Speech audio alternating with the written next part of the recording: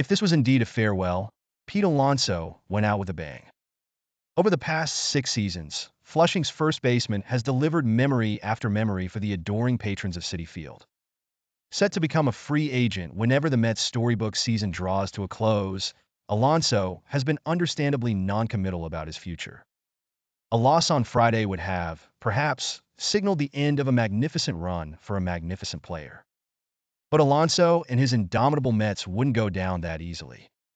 In the bottom of the first inning of Game 5 of the NLCS, Alonso scooped a Jack Flaherty curveball well below the strike zone and sent it rocketing toward the Big Apple in center.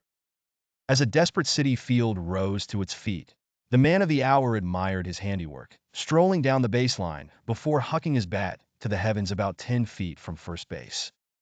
It was Alonso's fourth long ball of this postseason and the 106th of his career to come at Citi Field, far and away the most in the stadium's history.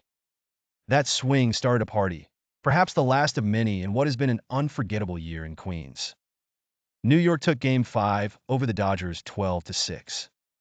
Their season, for now, is still breathing.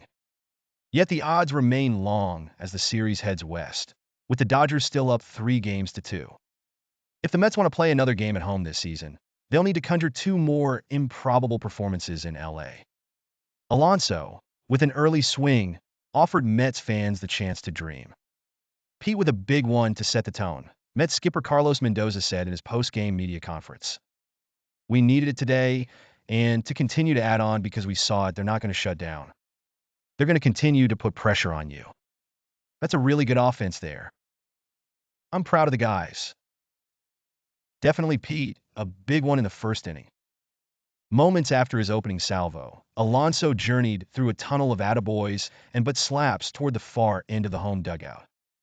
There, he engaged in the team's customary home run celebration, a picture with Jose Iglesias' enormous plastic OMG sign.